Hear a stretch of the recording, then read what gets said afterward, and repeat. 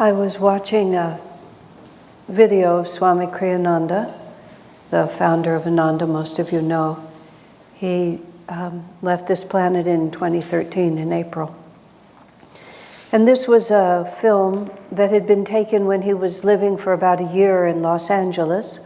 That would have been 2010 and 2011. And he would give Sunday morning satsangs there. During that period of time, he would start his satsangs at 11. We changed our schedule a little bit so that at 11 o'clock we could watch him live in Los Angeles. And it was a very nice time for all of us. And in one of those Sunday satsangs, he was answering questions. By that time in his life, Swamiji was quite frail, and especially right at that time, 2010, the last few years of his life, his consciousness shifted in a very dramatic way, and his relationship to ordinary reality became quite different. For all the decades that I'd watched him before and known him before, since 1969, and through the 70s, 80s, 90s, I was always, I saw him often and spoke to him often and spent years listening to his talks. And whatever little bit I know about the spiritual path, I learned from him. And he was, as a young man, quite different than all of us are. And Helen was reading today, and I was touched by that. Your body ages, but you remain the same. These are such simple things to say, but they're very subtle things for the mind to grasp. I've crossed over 70 at this point, and it's a big difference. Being 70 is a big difference than being 50, even though my body still works really well. I'm just aware of the fact that it can't do what it used to do. It just doesn't. It doesn't have. I remember talking to Chidambar at one point when I had to climb up onto a piece of furniture, and I just found that I couldn't do it. I said, is it lack of courage? Is it lack of balance? Is it lack of strength? It wasn't obvious to me which one of those factors was at play, but something that I could have just done easily suddenly became quite problematic. Listening to Helen talk, I was thinking how consistently we are ourselves, but that the vehicle that we move through keeps going through all these changes, and how extremely difficult it is to keep those two realities separate.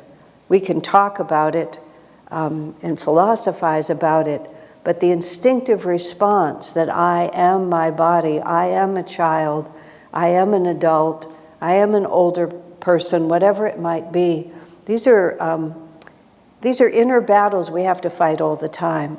Swami Kriyananda remarked about himself as a child. He said he always got along well with adults because he never saw them as essentially different than himself.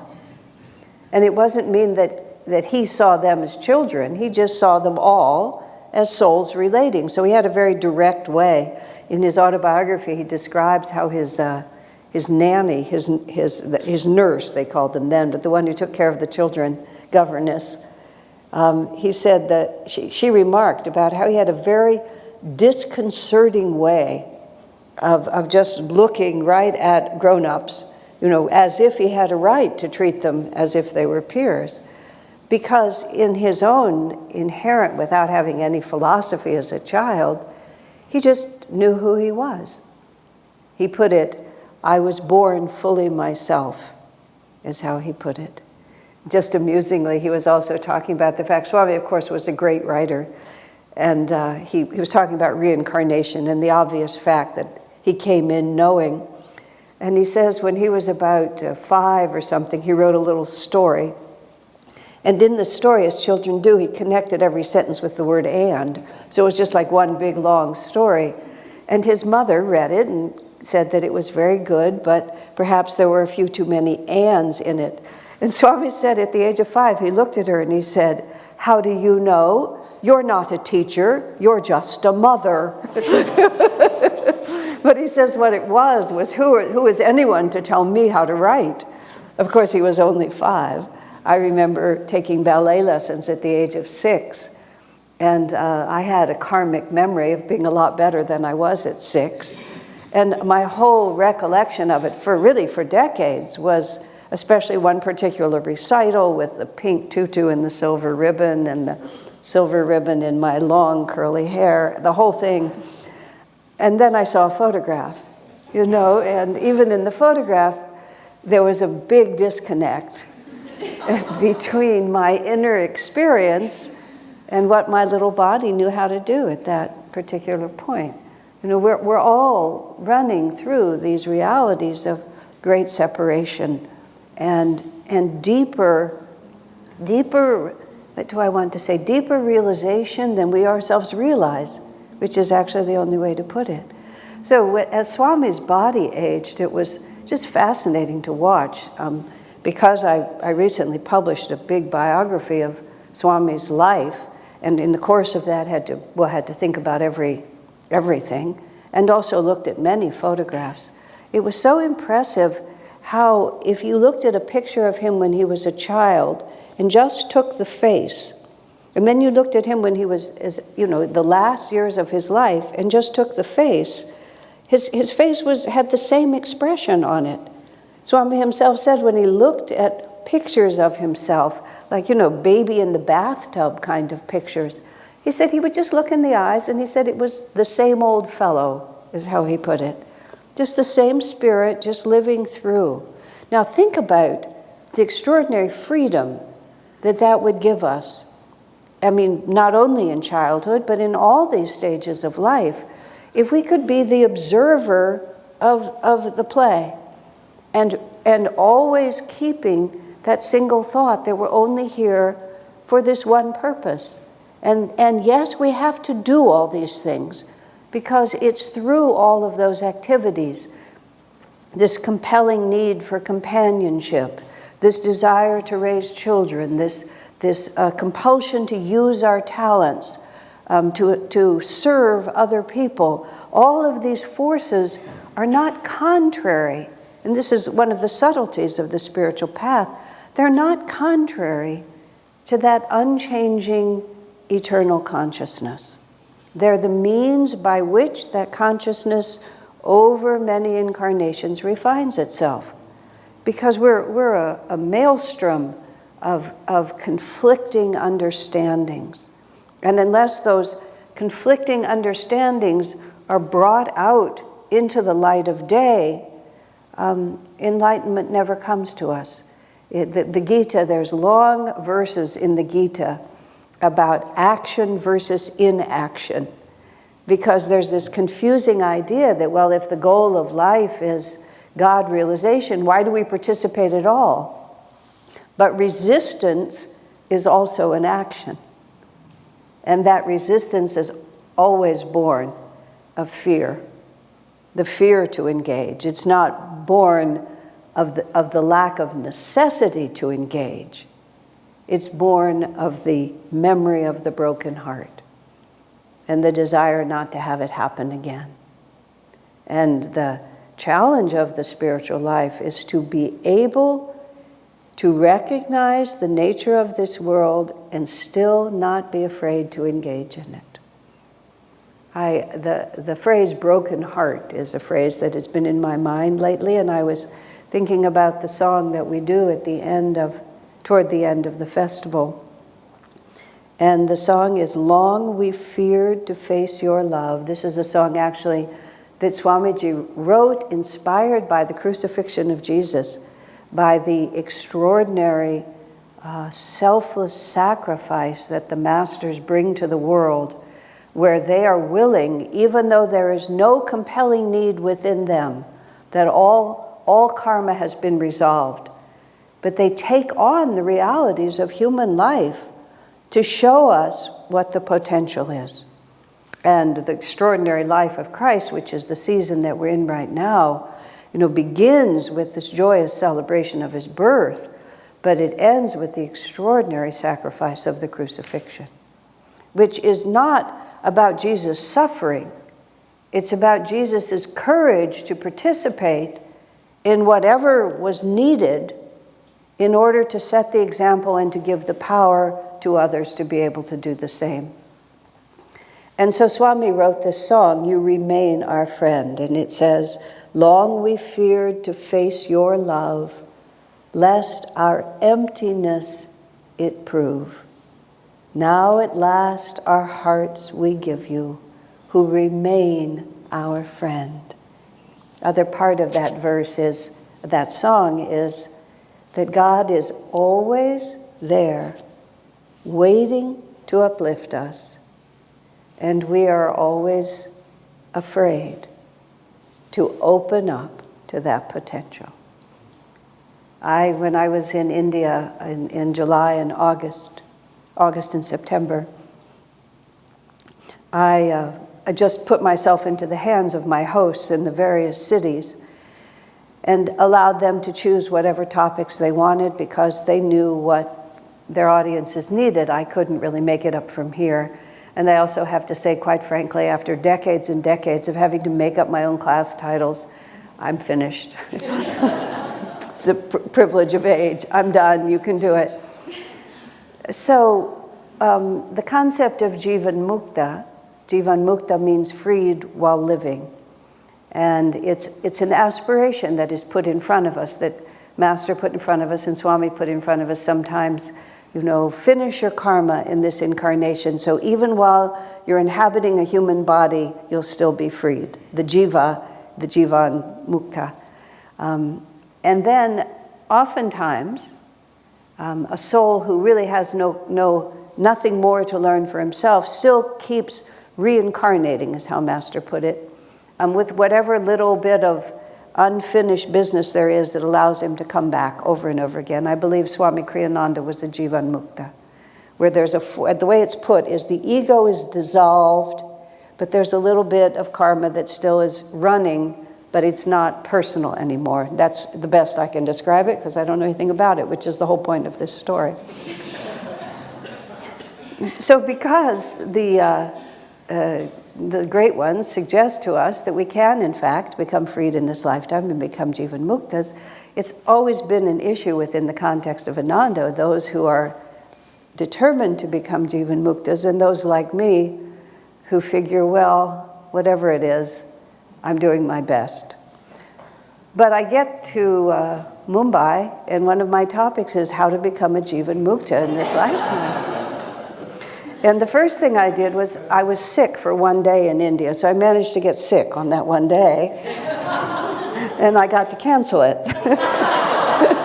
It was a private satsang, so it was easy to do, but unfortunately, or fortunately, I got better, and so I had to do it after all. So I arrive at this lovely apartment with dear friends, Ayush and a few others there. And I just had to say, it's like, I surrendered to this, and this is what happened to me.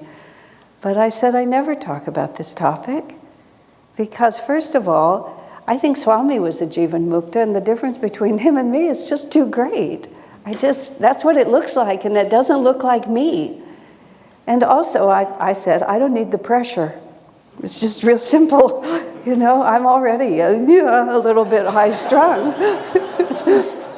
There was an article decades ago in Psychology Today. This is in the 70s. I've lived through this now a long time. In the 70s, when all this Eastern religion and meditation was coming in and so on, and in the American way, where we always have to be so shrewd and be so careful, never to be taken advantage of, Psychology Today puts out that magazine probably doesn't even exist anymore. I mean, magazines don't exist anymore.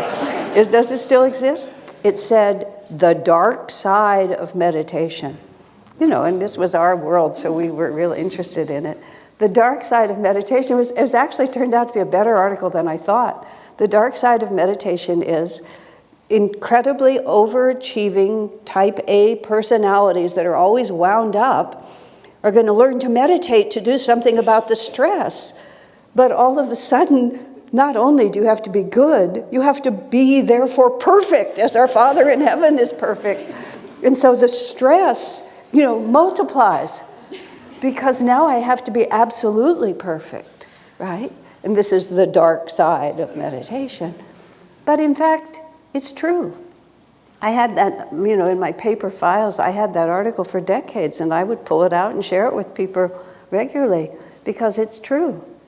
We enter onto the spiritual path because of this promise of bliss, this promise of freedom, this sense of the comforter, this belief, if we become disciples, that there is a true friend in this world. That's Swami's beautiful song, "You remain our friend," even though, and the verse says, eternally rejected, meaning that just the dark side is always there. And Jesus himself, the tragedy for him of the crucifixion was not the loss of his body. You know, he just put it back together again, and it just walked around in it. Birth and death were absolutely nothing to him. The tragedy of it was that he offered this freedom, and instead people rejected him. Not only did they reject the freedom, they just absolutely rejected him. They crucified him. What a story. You know, and before he was crucified, there's a place you can go in Jerusalem, which is the place where Jesus wept, because he knew that he had brought to these people this freedom and that they were not going to accept it. That broke his heart. The nature of this world, where fulfillment is offered beyond this world, but people cling to this world instead. Long we feared to face your love. Long we feared to really understand that what we seek is possible, but not by the means that we're trying to achieve it. You know? And that is, I was writing to a friend, and I was saying it took me a long time to understand that Swamiji experienced a life that Swami suffered. That's the only way I can think of it. That Swami felt pain, but he didn't resist it. It was the nature of this world. You know, when you go to the dentist, you understand that the dentist is going to have to, put a needle in your mouth, which might make you very uncomfortable, but you recognize that this is the way the process happens. If you go to have blood taken, they're going to put the needle in your arm. If you are going to try to be a powerful athlete, there's times when it's just not pleasant to do it. You have to make yourself different. I'm going to just go in here for a moment. For a long time, we had this wonderful man, Matthew Sloan, who was part of our school here, was a trained actor, wonderful actor, and really a big man. He could stand and fill this room with his voice without a microphone.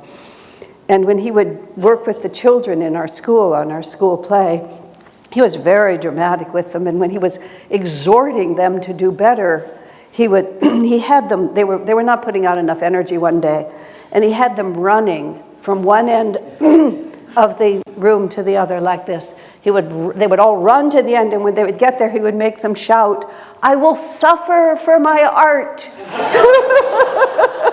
And then he would have them run back and then affirm it again like that. I would be working on the costumes up there. I'd just be in hysterics. But after that, they would try harder because they had understood if we're going to be good, we're going to have to put out energy for it, and it's not always going to be an easy and pleasant. Well, that is an absurd and utterly entertaining example, but on a much more profound level, Swami understood that you have to walk through this world. You have to experience the realities. Well, Master put it this way. He said, everything that you're no longer attracted to, it's because you've tried it and you have realized what it will and won't do for you, and then you're willing to give it up. And he included, murder, thievery, everything, every possible thing that human nature imagines will give it fulfillment. The way Swami put it, which is very profound, you learn something from being disappointed. He said, but when you really learn is when your desires are fulfilled. Because when they're fulfilled, it's not that you end up thinking, oh, this world is ugly and horrible, like that. It's that you just realize, oh, It's not enough. And it's not bad. Sometimes it's really quite glorious. But it's not enough. Because anything that's related to this ever-changing universe eventually will change and go away from us. You know, a lifetime of a great love, somebody will die. And then where will it be? And it's not that it wasn't beautiful, it's just that it wasn't eternal. And what happens is that we are fulfilled, and then that fulfillment leads to heartbreak. But then something in us says, you know, this isn't the way it's meant to be. And so instead of rebelling, we begin to accept, oh yes, this is the way life is. People do their best. But people are bound, everybody here is bound by ego. That's what I saw in Swami's life. You know, people were bound by ego. And people get caught up in their own desires, and they get caught up in thoughts are universal, not individual. We get caught up in waves of energy, and those waves of energy just carry us, and we do things that either in that lifetime or lifetimes later we think, what could I have been thinking? You know, isn't it stunning when we finally perceive an error that we've made, that we've been committed to perhaps for a very long time, and then it finally crosses our minds, oh my gosh, there's another way to look at this. And you think, how could I not have known it? But of course, I didn't, because if I did, I would have behaved differently, wouldn't I? Or I knew, but I just didn't have the strength within me. And we just go over this again and again, and the heart breaks again and again and again. But what it does, you see, is it breaks open. And, you know, there's lots of beautiful poetic ways of putting it. Where the cracks are is where the light can shine through. My image is always of the submarine trying to hold the ocean at bay, and where the cracks form, then the ocean can come in. And that ocean is Divine Mother's love, all around us, trying to say to us, I have so much more to give you. Okay, if you want this toy, I'll give you that one. Okay, you can have this one. And then she just waits until we're done playing with it. You know, the child sometimes is more interested in the box than in the toy that's inside. But when you're finally finished playing with the box, Divine Mother will say, this is what I really wanted to give you. You know, and then I was talking, going back to the Jeevan Muktas in that apartment when I was talking to those people there. I told them, you know, it's not that I wouldn't love to realize God. You know, if when I take my last breath, I'm freer than I think I am. I mean, I'm not going to resist. I'm going to say, my, that's nice, isn't it? But in the meantime, I'm doing everything I can. It's not like I get up in the morning and say, oh, I think I'll just make a half effort today. I think I'll be half miserable and half happy, you know, half loving God and half just not.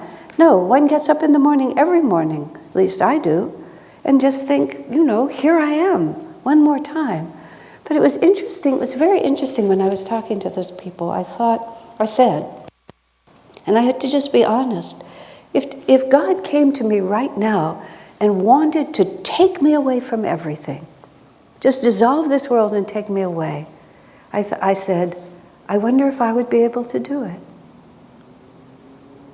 I was talking to someone about the possibility of discontinuing medical treatment. A person who has serious health issues, not so serious, it's not hospice serious, but it's just like, this medical treatment is pretty extreme, maybe I won't do it. And we just talked about a few things that they still were interested in this world. Simple question, are you willing to give them up? And the immediate thought was, no, I'm not. You know, so it's not that we have to think less or more of ourselves. What I'm trying to say is, we just have to accept who we are. And then take whatever that is, and with our whole hearts just open it to God. Swamiji said when he was a young monk, he was invited, he often told this story, he was invited to demonstrate the yoga postures at a bar mitzvah reception in Beverly Hills. I mean, he never really explains the whole thing, but every so often you think, what? But for one reason or another, there he was doing it, and he ends up having a conversation with a Beverly Hills psychiatrist about whether or not there are miracles. And the psychiatrist was quite a materialist, and so Swami starts telling about the miracles that he's witnessed with Master.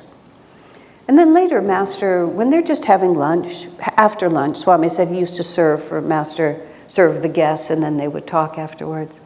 Master just says very casually, you know, when you're with atheistic, materialistic people, better not talk about miracles. You know, it's not convincing. It just makes them think that you're nuts. You know, it doesn't help the cause. But Swami's response, because Master was nowhere near, he wasn't even in the same city, and Swami hadn't told anyone. And Swami just, with astonishment, says to his guru, you knew? Like this? Very casually, Master says, I know every single thought that you think. Now, think about that for a minute. Swami said, you know, it was a little disconcerting to him for a moment to realize that. Now, of course, he had invited Master into his consciousness. Master would not invade without the invitation. But then Swamiji realized how wonderful that was. Just how absolutely wonderful.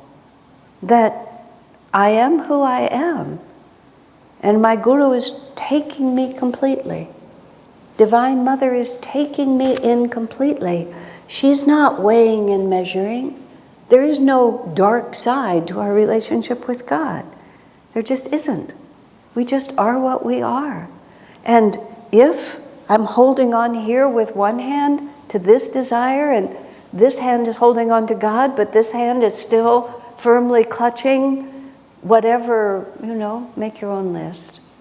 You all have your own lists. Mostly it's people, but it's other things. I still want to be recognized for this. I still want to accomplish that. I still want an apology from this one. I still want revenge on that one, you know. Would we really just be able to put it down? No. What Master tells us above all is just love God. That's what our whole reading is about. Don't just go through the motions.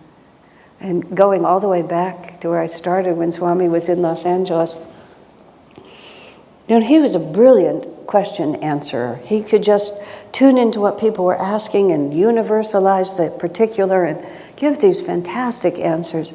So he's here, and all of a sudden not all of a sudden, but this come to the part in the satsang where people are asking questions.